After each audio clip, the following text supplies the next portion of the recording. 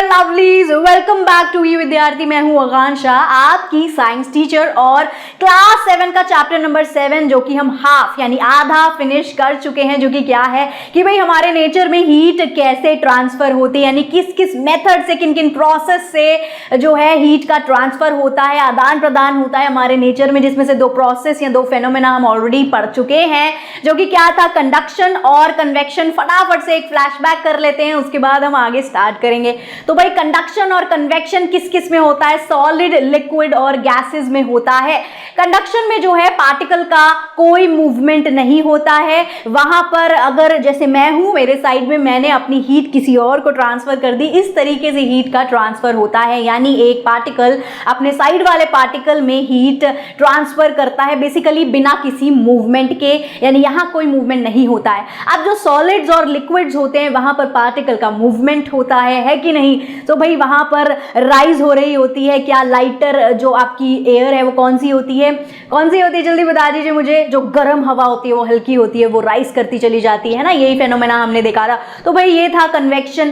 अब रेडिएशन क्या है? यहां किसी माध्यम की आपको जरूरत नहीं पड़ती है, यानी यहां कोई मीडियम नहीं है। यहां रेडिएशन, बेसिकली रेडिएशन यानी क्या होता है? रेडिएशन एक तरीके की एक फॉर्म ऑफ एनर्जी, बेसिकली एक एनर्जी होती है जो किस फॉर्म में हम बेसिकली बोल सकते हैं कि आपको हीट प्रोवाइड कर रही है, हीट ट्रांसफर कर रही है, एक तरह के वेव या पार्टिकल्स के फॉर्म में एक जगह से दूसरी जगह।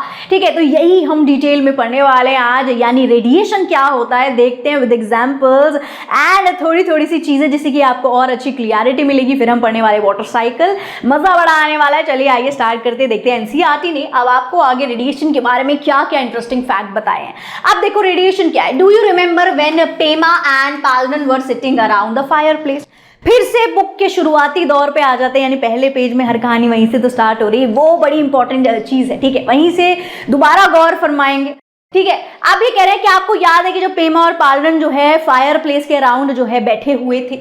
आई wonder how heat from the fire reaches us. अब जो बच्ची है वो बोल रही है क्या कि मैं ये देख रही हूँ कि जो गर्माई है, हमें जो ये गरम गरम महसूस हो रहा है फायर के सामने बैठने से, ये गर्माई हम तक कैसे आ रही है, हमें ये गरम गरम फील कैसे, किस वजह से हो रहा है?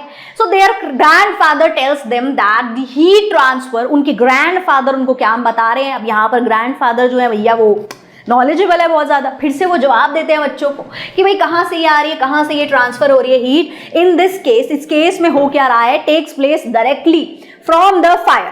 हीट डायरेक्टली ट्रांसफर हो रही है उस आग से, उस फायर से, ठीक है, हॉट ऑब्जेक्ट से, to us by a process, हम तक एक प्रोसेस के थ्रू, जिस प्रोसेस का नाम है रेडिएशन। बेटा रेडिएशन के थ्रू हीट हम तक आ रही है, ये उनके दादाजी उनको बता देते हैं। द हीट ऑफ द सन, ऐसे ही वो बता रहे हैं कि जो सूरज की जो हीट होती है, जो गर्माई होती है, वो भी हमें रेडिएशन के थ्रू ही वो गरम गरम फील होती है, वो गर्माई महसूस होती है थ्रू दिस प्रोसेस, रेडिएशन के थ्रू। ठीक है, एक वेव या बोल सकते हैं पार्टिकल जो है ट्रैवल करते हैं एक जगह से दूसरी जगह और हीट को ट्रांसफर कर देते हैं।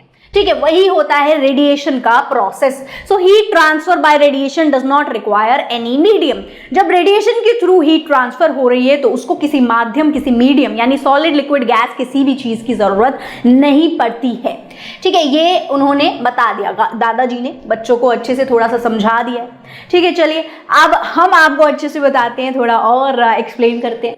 All objects radiate heat. अब होता क्या है, जितने भी ऑब्जेक्ट्स होते हैं हमारे आसपास सब हीट रेडिएट करते हैं, यानी यू मस्ट हैव ऑब्जर्व्ड, आपने जरूर ऑब्जर्व किया होगा, अपने चक्षुओं का इस्तेमाल अगर किया है, सही जगह पे करते हो तो भाई आपने जरूर गौर किया होगा, देखा होगा। Then a hot utensil kept away from the flame cools down after some time. That, तो भाई जो एक हॉट, एक गरम यूटेंसिल होता है, गरम बर्तन होता है, अगर आप उसको फ्लेम से थोड़ा दूर रखते हो, ठीक है, तो क्या होता है, वो थोड़ी ही देर में ठंडा होने लग जाता है। What is the reason? वो ठंडा कैसे हो रहा है? उसकी हीट कहाँ गई? उसकी हीट ट्रांसफर हो रही है अपने आसपास के सराउंडिंग में, इसलिए वो ठंडा हो गया है। So the hot utensil cool down by radiating heat, वो रेडिएट कर रहा है अपनी हीट को सराउंडिंग में, इसी वजह से वो क्या हो गया है, वो ठंडा हो गया है, यानी कूल डाउन हो गया है। चलिए अब आगे देखते हैं। ठीक है, सो यहाँ आपको थोड़ा समझ आया कि ये अगर आपने गौर किया तो ये चीज़ है, इसी के पीछे लॉजिक क्या है, रेडिएशन है, वही पढ़ते हैं। सो व्हाई इट इज ऐसे एक और एग्जाम्पल है यहाँ पर कि ये मोर कंफर्टेबल क्यों होता है कि हमें अगर बहुत गर्मियाँ हो रही हैं तो पहनने चाहिए कैसे, लाइट कलर के कपड़े पहनने चाहिए, है ना, ऐसा कहते हैं। लाइट कलर के या व्हाइट कलर के कपड़े समर के सीजन में, गर्मी में, कड़ी गर्मियों में पहनने चाहिए और डार्क कलर के सर्दियों में पहनने चाहिए। ऐसा क्यों कहा जाता है? कलर का क्या लेना देना है सर्दी और गर्मी से? तो लेना देना भैया है, तभी तो ये चीज बोली जाती है, लॉजिकल है। सो लाइट कलर के जो कपड़े होते हैं वो रिफ्लेक्ट कर देते हैं बहुत सारी हीट को, ऐसे हीट आई, रिफ्लेक्ट कर दिया उन्होंने। तो लाइट कलर के कपड़े जो हैं एब्जॉर्ब नहीं करते हैं हीट को, तो हमें उतना ज्यादा गर्म फील नहीं होगा गर्मियों में अगर हम लाइट कलर के कपड़े पहनेंगे, ठीक है। और हमें मोर कंफर्टेबल महसूस होगा अगर हम समर में यानी गर्मियों के मौसम में लाइट कलर के कपड़े पहन रहे हैं। डार्क सरफेस पे क्या होता है, डार्क सरफेस या डार्क कपड़ों पे क्या होता है, वो एब्जॉर्ब करता है डार्क कलर ज्यादा हीट, ठीक है, एब्जॉर्ब कर लेता है। एब्जॉर्ब कर रहा है तो इसका मतलब हम तक, हमारे बॉडी तक वो गर्माई हमें तेज और ज्यादा महसूस होगी, ठीक है, हमें गरम गरम लगेगा, वी फील मोर कंफर्टेबल। हमें ये वाला गरम गरम एहसास कब लेना है भैया? ठंडी में, गर्मी में तो बैंड बज जाएगी ना फिर, और पहले इतनी गर्मी हो रही है, काले कपड़े पहने, सूरज के नीचे खड़े हैं और गर्मी लग रही है, ठीक है। तो इससे बेटर क्या है, सर्दी अगर हो रही है, सर्दी का मौसम है, तब अगर हमने डार्क कलर के क्लोथ्स पहने हुए हैं और वो हीट, सन की जो हीट है वो एब्जॉर्ब हो रही है हमारे कपड़ों में और हमें मिल रही है वो हीट, तो वो हमारे लिए बेटर ऑप्शन है। सो यानी हमें कंफर्टेबल कब फील होगा? डार्क कलर के कपड़ों के साथ, जब सर्दियां यानी विंटर हो रही होगी। क्यों? क्योंकि तब अगर हीट एब्जॉर्ब होगी तो हमारे लिए वो हेल्पफुल हो गया। चलिए इसी के साथ आगे देखते हैं। अब यहाँ पर एग्जाम्पल्स तो हमने देख लिए भाई अपनी रियल लाइफ में कि क्या क्या जो है जहां पर रेडिएशन का काम है, लेना देना है। सो व्हेन हीटिंग, एक और चीज यहाँ पर ही बोल रहे हैं अब, when heating water in a pan. अगर आपने कभी नोटिस किया हो कि ऐसे पैन के अंदर जो है पानी गर्म हो रहा है, ठीक है, पानी डाल के उसको बॉईल कर रहे हैं, हीट कर रहे हैं, तो pan is heated bye conduction. सबसे पहले तो पैन देखो हीट हो रहा है कंडक्शन के मेथड से फ्रॉम द फ्लेम। अब क्या है, फ्लेम जल रहा है, फ्लेम गर्म है, ठीक है। अब वो यहाँ इस बर्तन में बीचों बीच पहले जा रहा है और फिर वो धीरे धीरे वही वाला जो प्रोसेस हमने देखा था क्या कि जो यहाँ पर बीचों बीच जो पानी है जो बिल्कुल गर्म हो गया है वो ऊपर की तरफ जाने लगेगा, राइज होने लग जाएगा, यहाँ मूव करेगा, और जो यहाँ का कोनों का, कॉर्नर्स का ठंडा पानी है वो नीचे आने लग जाएगा और धीरे धीरे वो भी गर्म होगा और इस तरीके से रोटेट होगा। और फिर जब तक ये प्रोसेस चलता रहेगा, कब तक? जब तक कि पूरा पानी गर्म नहीं हो जाता, ठीक है। ये तो हमने कन्वेक्शन का प्रोसेस देखा था कि इस तरीके से जो अंदर का लिक्विड है वो कन्वेक्शन के प्रोसेस के थ्रू जो है गर्म हो रहा है, लेकिन जो नीचे का फ्लेम है उस फ्लेम से जो ये पैन है धीरे धीरे पूरा पैन जो है गर्म हो रहा है। तो वो प्रोसेस क्या है, वो कंडक्शन के थ्रू हो रहा है कि हीट ट्रांसफर हो रही है बिना किसी पार्टिकल के मूवमेंट के, तो वो कंडक्शन हो गया। इसके अंदर जो पानी गर्म हो रहा है, जो लिक्विड गर्म हो रहा है, वो कन्वेक्शन के थ्रू हो गया है, ठीक है। अब भाई यहां पर आगे देखो, the warmth felt around the flame and the pan is due to radiation. अब आपको कुछ गर्माई महसूस हो रही होगी इसके आसपास, इस पैन के आसपास एक हीट आपको महसूस हो रही होगी, गरम गरम आपको फीलिंग आएगी। वो किस वजह से आएगी? ड्यू टू रेडिएशन, वो रेडिएशन। तो यानी कि आपने तीनों फेनोमेना, यानी बहुत सारी ऐसी चीजें होती है हमारी रियल लाइफ में जिसमें तीनों फेनोमेना एक साथ काम कर रहे होते हैं, तभी वो चीज वर्क करती है। अब यहाँ पर पानी गर्म अगर हो रहा है तो देखो इसमें तीनों फेनोमेना काम करे, अगर तीनों फेनोमेना काम नहीं करेंगे तो ये चीज वर्क नहीं करेगी, ठीक है। एक भी अगर मिसिंग हो गया तो वो चीज होगी नहीं जो हम करने वाले हैं, पानी गर्म ही नहीं होगा, ठीक है। बेसिकली तीनों चीजें यहाँ पर हो रही हैं। ऑल थ्री प्रोसेसेस जो हैं इसमें अपनी जगह ले रहे हैं। हीट गेट्स ट्रांसफर्ड, ठीक है, तीनों ही प्रोसेस से यहाँ पर हीट ट्रांसफर हो रही है इधर से उधर। तीन कौन से प्रोसेस? पहला कंडक्शन, फिर कन्वेक्शन और थर्ड हो गया हमारा रेडिएशन। चलिए अब नेक्स्ट यहाँ पर ये देखो, यहाँ पर एक पिक्चर दिया हुआ है सो दैट आपको समझ आए। अब देखो कंडक्शन के थ्रू यहाँ पर ये जो पैन है ये पूरा गर्म हो जाएगा, ठीक है, इस फ्लेम से कंडक्शन के थ्रू। अब जो ये लिक्विड है ये गर्म हो जाएगा कन्वेक्शन के थ्रू, और जो इन दोनों चीजों के आसपास एक गर्माई महसूस हो रही होगी वो होगा रेडिएशन के थ्रू। समझ आ रहा है? इसी के साथ आगे बढ़ते हैं। In conduction heating takes place. Conduction में क्या होता है?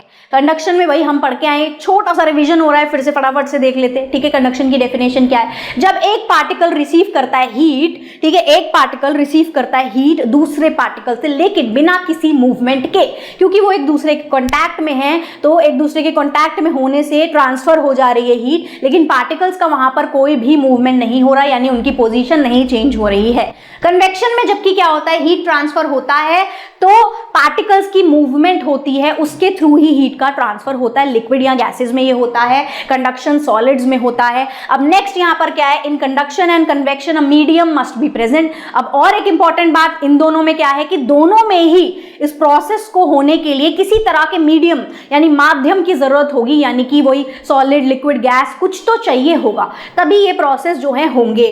ठीक है, also whose particles help in that, और उनके जो भी पार्टिकल्स है, क्योंकि जो वो सॉलिड, लिक्विड, गैस है, उनके जो पार्टिकल्स प्रेजेंट हैं वही तो बेसिकली हेल्प कर रहे हैं इस प्रोसेस को होने के लिए। उन्हीं पार्टिकल्स की हेल्प से तो हीट का ट्रांसफर हो रहा है, तो इस वजह से मीडियम की यहां पर जरूरत होती है। जबकि रेडिएशन, अब जो तीसरी वाली चीज हम पढ़ने वाले हैं, उसमें इस चीज की नीड नहीं होती है। अब अगर आपको नीड है किस चीज की, बहुत ज्यादा आपको परेशानी आ रही है पढ़ाई लिखाई में, तो भाई आप क्या करेंगे, आप ई विद्यार्थी की वेबसाइट पे जाएंगे और जो भी चीजें आपको चाहिए फ्री डाउनलोड कर लेंगे। इसी के साथ देखते हैं रेडिएशन में अब और आगे क्या है। So in the case of radiation, radiation के केस में क्या होता है, हीट ट्रैवल करती है from one place to another, एक जगह से दूसरी जगह हीट ट्रैवल करती है। ठीक है, and no material medium is required, और इनको कोई मटेरियल मीडियम, इनको कोई सॉलिड, लिक्विड, गैस, कोई चीज की इनको जरूरत नहीं है, ये किसी पे डिपेंडेंट नहीं होते, हीट अपने आप ही खुद ब खुद ट्रांसफर हो जाती है यहाँ पर। ठीक है, अब फैसिनेटिंग फैक्ट पढ़ते हैं, इसी से कुछ रिलेटेबल, ये सारी चीजें जो भी हम पढ़ रहे हैं इससे रिलेटेबल कुछ फिर से रियल लाइफ का देख लेते हैं। चलिए, तो भैया ये इंटरेस्टिंग फैक्ट क्या है, अगर आप थोड़ा सा ऊपर ऊंचाई तक चले जाओ, यानी हिमालयन रीजन की ओर चले जाओ, तो एक ट्रेडिशनल रूम हीटर होता है जिसको लोकली वहां के लोकल लोग क्या बोलते हैं, बुखारी बोलते हैं। वो यूज होता है किस लिए, रूम को गर्म रखने के लिए सर्दियों के मौसम में। तो ये किस चीज से बना हुआ होता है, इसके अंदर एक आयरन का स्टोव लगा हुआ होता है, कुछ इस तरीके से अंदर आयरन का स्टोव लगा हुआ होता है, इन विच जिसके अंदर, इस स्टोव के अंदर लकड़ी या चारकोल डाल देते हैं और उसको जला देते हैं। अब along attached to the upper part along pipe, ठीक है, एक लंबी सी पाइप जो है ये, ठीक है, इस तरीके से ये पहले ब्रॉड सा सरफेस हो गया और फिर एक लंबी सी पाइप जो है अटैच होती है, जो कि घर के बाहर तक जा रही होती है, एक चिमनी की तरह काम कर रही होती है बेसिकली। ठीक है, सो एक चिमनी की तरह ये काम करती है और बाहर तक जो यहाँ से जो स्मोक आ रहा होगा वो बाहर तक लेकर चली जाती है, बाहर फेंकती है बेसिकली घर के बाहर, ताकि अंदर स्मोक हो गया तो बस इसीलिए। So additionally the bukhari can be used for cooking. साथ ही साथ इसका एक और फायदा है, अब ये गर्माई तो दे रहा है पूरे रूम में, लेकिन एक और लुफ्त उठा ही ले, भाई इंडियंस हैं, थोड़े एक दो फायदे तो निकाल ही लेते हैं। ठीक है, तो यहाँ दूसरा फायदा क्या है, इसके ऊपर एक छोटी सी जगह बची हुई होती है, एक स्पेस होता है इसके ऊपर, उस पर आप छोटी मोटी थोड़ी बहुत कुकिंग जो है कर सकते हैं, छोटी मोटी चीज़ें जो है गर्म कर सकते हैं, चाय बना सकते हैं, बेसिकली छोटे छोटे काम जो होते हैं कुकिंग के वो सब आप आसान वाले कर सकते हैं। फ्लैट टॉप होता है इसके ऊपर, एक प्लेटफॉर्म होता है, इस पर आप बर्तन को रख दो, चीजों को गर्म कर लो बेसिकली। क्यों? क्योंकि हीट का ट्रांसफर हो रहा है, यहाँ पर कंडक्शन के थ्रू हो जाएगा, इस वजह से। तो यहाँ पर भी ऑल थ्री प्रोसेस आपको दिखाई देंगे। क्यों? क्योंकि भाई जो कंडक्शन के थ्रू जो आप यूटेंसिल, जो बर्तन रखोगे वो गर्म हो जाएगा। अब बर्तन के अंदर जो चीज होगी बेसिकली, मान लो कि लिक्विड है, चाय है या पानी है, तो उसमें क्या हो रहा होगा, फिर से कन्वेक्शन हो रहा होगा। आसपास गर्माई जो फैल रही है, जो रूम हीटर अपना काम कर रहा है, जिससे हमें वार्मथ मिल रही है, वो क्या है, वो थ्रू रेडिएशन हो रहा है। रेडिएशन के थ्रू हमें वो गर्माई मिलती है। ये देखो इस तरीके से होता है रियल लाइफ में। बुखारी अगर आपने कहीं देखा हो, अगर कोई बिलोंग कर रहा है ऐसे हिमालयन रीजन से, तो उन्होंने देखा होगा, नहीं तो आप इस फोटो में देख लीजिए, नहीं तो आप खुद से भी सर्च कर सकते हैं अगर इंटरेस्टिंग चीज़ें फाइंड आउट करने का आपको बड़ा क्रेज है, तो कई लोगों को होता है। चलिए अब यहाँ देखते हैं आगे, एक और बड़ी इंटरेस्टिंग सी चीज है। यहाँ इसी के साथ रेडिएशन का आपका टॉपिक समाप्त हो जाता है। होप अब आपको अच्छे से पता चल गया हो रेडिएशन क्या है। बड़ी ही सिंपल सी चीज है, कुछ बहुत बड़ा रॉकेट साइंस नहीं है। ठीक है, इसीलिए एनसीईआरटी ने भी कुछ बहुत ज्यादा आपको खुल के नहीं बताया हुआ, क्योंकि कंडक्शन और कन्वेक्शन में थोड़ा ज्यादा पार्ट था, लेकिन रेडिएशन में उतना कुछ है ही नहीं, तो बताएंगे क्या आपको। ठीक है, अब क्लास 6 में आपने जो बुक थी आपकी क्यूरियोसिटी, जो कि अभी भी है, वहां आपने क्या चीज पढ़ी होगी कि the sun is the earth main heat source, जो कि है ही, तो बड़ी कॉमन सेंस है, सबको पता है जो सन है, जो सूरज है, वो ही हमारी धरती पे क्या है, मेन गर्माई देने का एक सोर्स है। Speeding up evaporation of water from wet cloth. अब जैसे बहुत बढ़िया सनी डे निकला हुआ है तो क्या होता है, जो हमारे कपड़े हैं वो जल्दी सूख जाते हैं। क्यों जल्दी सूख जाते हैं? क्योंकि उसमें क्या होता है, एवेपोरेशन होती है। एवेपोरेशन फास्ट हो जाती है जब बहुत बढ़िया कड़क एकदम धूप निकली हुई होती है, यानी बढ़िया सनी डे है तो, है ना, ऐसा होता है, तो एवेपोरेशन फास्ट हो जाती है। और water bodies like oceans and lakes, और ऐसे ही जो वाटर बॉडीज होती हैं, जो पानी की नदियां, ओशियंस, लेक्स, ये सब होता है, वहां पर भी एवेपोरेशन फास्ट होती है अगर बढ़िया सनी डे है, ठीक है, धूप जो है तेज पड़ रही है, drawing them faster on Sunny days. This process is की टू द वाटर साइकिल। तो ये सबसे पहली चाबी है वाटर साइकिल की, पहला एक स्टेप है, यहां से हम स्टार्ट करेंगे और अच्छे से समझेंगे कि वाटर साइकिल आखिर होता क्या है। चलिए आगे देखते हैं। सबसे पहले आपको पता चल गया है कि इवेपोरेशन का प्रोसेस हो रहा है सबसे पहले सनी डे में, ठीक है, आप कहीं से भी वैसे स्टार्ट कर सकते हैं। चलिए तो आगे देखते हैं वाटर साइकिल के बारे में। तो यही यहाँ पर लिखा हुआ है कि ग्रेड 6 में ऑलरेडी आप क्या पढ़ के आ चुके हैं कि जो वाटर है वो पाया जाता है 3 तरीके की मेन फॉर्म में, 3 स्टेट में, जिसको कहते हैं सॉलिड, लिक्विड और गैसेस में, ठीक है। लिक्विड फॉर्म में क्या कहाँ होता है, ओशियंस में, रिवर्स में, लेक्स में, पानी की जो बेसिक फॉर्म होती है गीली वाली, ठीक है, जो हम पी रहे हैं। एज सॉलिड, बर्फ जो होती है वो सॉलिड फॉर्म होती है वाटर की, ठीक है, आइस की शीट्स, ग्लेशियर्स हो गए। और गैस फॉर्म में क्या होता है, गैस जो वाटर है उसकी गैशियस फॉर्म क्या होती है, वो जो वेपर एटमॉस्फेयर में जा रहा होता है वो पानी की गैशियस फॉर्म होती है। तो जब समर का बढ़िया एकदम सनी वाला डे है, गर्मी वाला दिन जब हो रहा होता है, तो जो सन की रेडिएशन है उसकी वजह से, उन रेडिएशन की वजह से, वो जो रेडिएशन ट्रैवल करके आ रही होती है सन से चीज़ों पर, हमारी धरती पे ट्रैवल करके आती हैं वेव या पार्टिकल्स के थ्रू, एक तरीके की ये क्या है, एनर्जी है। तो उस समय क्या होता है, वो मेल्ट कर देती हैं स्नो को या आइस को, किस में, इनटू वाटर। भाई मेल्ट करेंगे तो पानी लिक्विड बन जाएगा ना, ठीक है, सॉलिड था अभी, अब वो लिक्विड बन गया। बर्फ मेल्ट होती है तो क्या बन जाती है, गीला पानी बन जाती है, लिक्विड बन जाती है। सो मेल्ट करेगी वो स्नो और आइस को इनटू वाटर, फॉर्मिंग रिवर। इससे क्या बन जाएंगी, नदियां बन जाती हैं, रिवर्स बन जाती हैं, है ना, जो फ्लो करती हैं कहाँ तक, ओशियंस तक भी ये जाती हैं विद फ्रेश स्नो, एकदम फ्रेश साफ सुथरी जो बर्फ है वो ही मेल्ट होकर जो है पानी बन रही है। रेप्लेनिशिंग आइस इन विंटर, और फिर वापस से वो आइस भी बन जाती है विंटर में, ठीक है। देखते हैं अब कैसे कैसे होता क्या है। सन हीट्स वाटर इन ओशियन, सन ने हीट किया ओशियन में, किसको, पानी को, गर्मी है बहुत ज्यादा, तो भैया जो एवेपोरेशन है चालू हो गई। हीट किया तो इवेपोरेशन हो जाएगी ओशियन में, रिवर में, लेक में, जितनी भी वाटर बॉडीज है सब में इवेपोरेशन हो जाएगी इनटू वाटर वेपर, वो पानी जो है ऊपर जाने लग जाएगा। Water also evaporates from trees, और वाटर साथ साथ और किन चीज़ों से इवेपोरेट होगा, जो पत्तियों के ऊपर या पत्तियों के अंदर जो है पानी होता है, अगर थोड़ा एक्स्ट्रा पानी उनके पास आ गया है तो उनकी पत्तियों पे वो आ जाता है और फिर वहाँ से इवेपोरेशन हो जाती है। तो ट्रीज और प्लांट्स में पे भी जो इवेपोरेशन बेसिकली होती है एक तरह की, उसको हम ट्रांसपिरेशन बोलते हैं। एक और नई टर्म इंट्रोड्यूस हुई है, transpiration. What is transpiration? Water evaporates from trees and plants through transpiration. जब वाटर इवेपोरेट करता है ट्रीज और प्लांट से तो उसी प्रोसेस को ही ट्रांसपिरेशन बोलते हैं।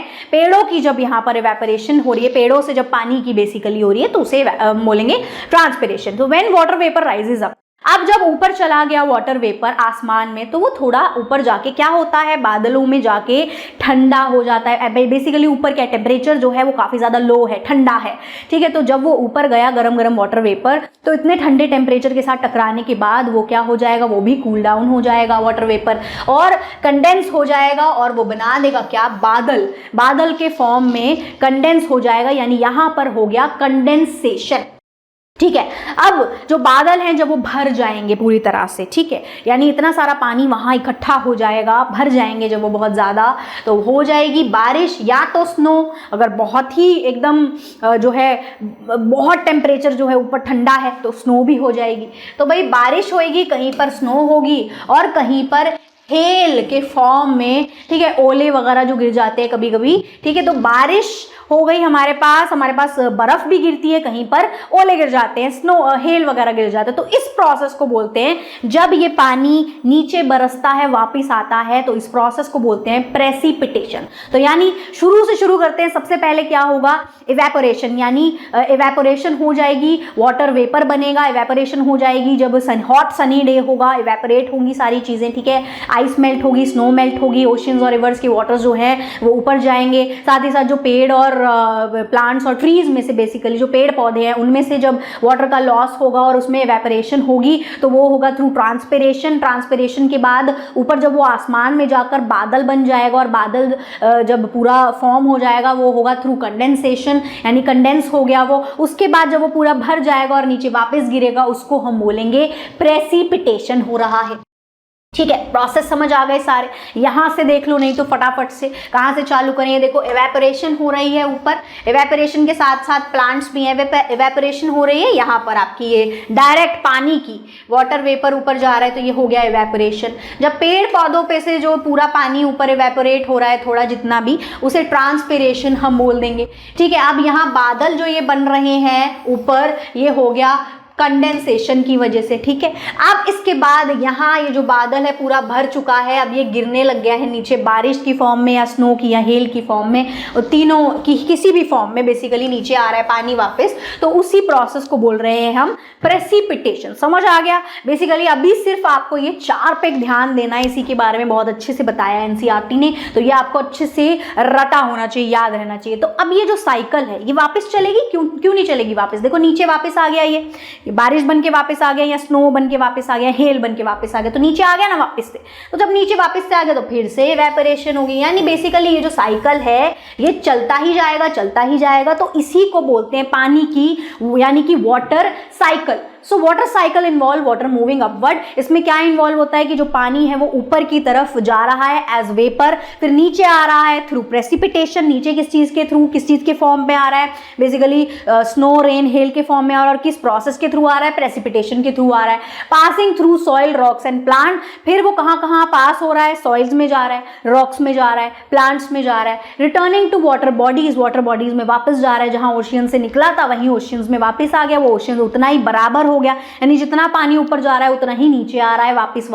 सो यानी पानी हमारे पास उतना ही रहेगा जितना सालों कुछ टाइम पहले था, ठीक है। वो अलग बात है, हम पॉल्यूट करके उसको खराब कर करके लेवल पीने वीने का हम फ्रेश वाटर बॉडीज को बहुत ज़्यादा खराब कर रहे हैं तो वाटर लेवल खराब हो गया, डिसबैलेंस हो गया, वो एक अलग बात हो गई है, ठीक है। यहाँ देखते हैं, इट रीडिस्ट्रीब्यूट्स एंड रेप्लेनिश। अब वो क्या होता है, वो रीडिस्ट्रीब्यूट होता है, फिर से रीडिस्ट्रीब्यूट होता है, फिर से वो रेप्लेनिश होता है, मतलब नया बन गया, ठीक है, दोबारा से रेप्लेनिश हो गया, बेसिकली रिसाइकल बोल सकते हैं हम इसको। नया वाटर आ गया रिवर में, लेक में, ओशियन में, और साथ ही साथ कंजर्व भी होता है अर्थ के अंदर। बेसिकली हमारा जो अंडरग्राउंड वाटर होता है, पर्कुलेशन होती है। पर्कुलेशन क्या होता है कि जो अंडर वाटर होता है, बेसिकली अंडरग्राउंड जो वाटर होता है, जो नीचे हमारा जो अर्थ सरफेस जो होता है, नीचे लैंड जो होती है, उसके अंदर भी तो जो पानी है वो सीप डाउन हो जाता है ना, ग्राउंड के अंदर सीप डाउन हो जाता है, बेसिकली रिस जाता है, ठीक है। तो उसको भी हम क्या बोलते हैं, पर्कुलेशन बोलते हैं। तो अर्थ के अंदर भी वो चला गया and allow rain water to flow into water bodies. साथ ही साथ कुछ ऐसा पानी है, डलाने वगैरह हैं, तो भाई वो वाटर बॉडीज में भी जाएगा, और डायरेक्ट जो बारिश बिल्कुल वाटर बॉडी के ऊपर से उसके ऊपर ही पड़ रही है वो तो जाएगा ही जाएगा। तो इनटू वाटर बॉडीज और सीप इनटू द ग्राउंड। सो वही कि वाटर बॉडीज में भी जाएगा और ग्राउंड के अंदर भी सीप डाउन हो जाएगा, रिस जाएगा। इस तरीके से जो है वाटर का साइकिल चलता रहता है, चलता रहता है। ये देखो यहाँ पर भी फिर से वही दिखा दिया। एक और चीज बस यहाँ पर ऐड हो गई है, पर्कुलेशन, जो मैंने बता दिया। पर्कुलेशन का मतलब क्या हुआ, वही जो हमारा अंडरग्राउंड वाला वाटर है जो सीप हो जाता है, सीप डाउन हो जाता है, हमारी अर्थ के अंदर जमा हो जाता है, इकट्ठा हो जाता है, रिस जाता है, उसको ही हम पर्कुलेशन बोलते हैं। चलिए अब यहाँ एक साइंटिस्ट की बात कर लेते हैं। ऐसे कैसे साइंटिस्ट के बारे में हम यहाँ बात नहीं करेंगे इस चैप्टर में, जब हर चैप्टर में जो है हम अपने अपने साइंटिस्ट जो हैं देखते हैं कि किसका क्या मेन रोल था, तो यहाँ भी आइए देख लेते हैं, जान लेते हैं। तो भाई यहाँ पर कौन है, वरामिहिर, ठीक है, वरामिहिर बोलते हैं इनको, वरामिहिरा भी बोलते हैं, जैसा आप प्रोनाउंस करना चाहें आप बोल सकते हैं। तो ये है वरामिहिर वॉज एन एस्ट्रोनॉमर, ये एक एस्ट्रोनॉमर थे, ये एक मैथमेटिशियन थे। 6th सेंचुरी के समय में उज्जैन को, जो अभी उज्जैन है उसको उज्जैनी कहते थे पहले, ठीक है, जो कि मध्य प्रदेश में पाया जाता है, मध्य प्रदेश में है ये। इन हिज बुक, उन्होंने अपनी एक बुक लिखी थी, ठीक है, इन हिज वर्क, बेसिकली एक वो रिसर्च कर रहे थे, थीसिस लिख रहे थे, तो उन्होंने एक बुक लिखी थी जिसका नाम क्या था, बृहद संहिता, बृहद संहिता, ठीक है। सो इन्होंने इसमें मेथड्स बताए हुए थे कि कैसे हम प्रिडिक्ट कर सकते हैं सीजनल रेनफॉल को, कि भाई मॉनसून का मौसम आया, ये वाला मौसम आया, तो भाई इस समय जो है बारिश यहाँ पर कम, यहाँ ज़्यादा, इस तरीके से पड़ती है। पर इसके पीछे उन्होंने लॉजिक दिए थे कि भाई कौन कौन से फैक्टर्स जो होते हैं वो इन्वॉल्व होते हैं, वो उन्होंने बताए। किस बेसिस पे उन्होंने बताया, कुछ फैक्टर्स के बेसिस पे उन्होंने ये बताया कि हम ये प्रिडिक्शन कर सकते हैं। कौन कौन से फैक्टर, जैसे कि क्लाउड का फॉर्मेशन कैसा हो रहा है, विंड के पैटर्न्स कैसे हैं, स्टार की पोजीशन कैसी है, कैसी है, और कुछ और तरीके के नेचुरल फेनोमेना भी उन्होंने डिटेल में एक्सप्लेन करके लिखे हुए थे, जिससे कि हम प्रिडिक्ट कर पाए कि भैया अब सीजन वाली अगली रेनफॉल कब, कहां, कितनी पड़ेगी, ठीक है। चलिए अभी के लिए सिर्फ ये इतना ही है, वरना आप बोलोगे मैडम ने इतनी बड़ी लंबी लंबी वीडियोस बना दी हैं, बोर हो गए हैं, मन ही नहीं कर रहा है, अब आगे कैसे देखें, मजा नहीं आ रहा है। तो भाई बाकी का छोटा सा पार्ट अब रह गया है। कौन सा वाला पार्ट रह गया कि जो अंडरग्राउंड वाटर है वो किस तरीके से रिश्ता है, सीप डाउन होता है, इसके बारे में हम काफी ज्यादा डिटेल पढ़ने वाले हैं, तो वो हम करेंगे नेक्स्ट वीडियो में, जो हमारा आखिरी छोटा सा पार्ट बाकी रह गया इस चैप्टर का। आई होप आपको अच्छे से सब कुछ समझ आया हो यहाँ तक का। Thank you so much for watching, फिर मिलेंगे अगली वीडियो में। Bye bye curies.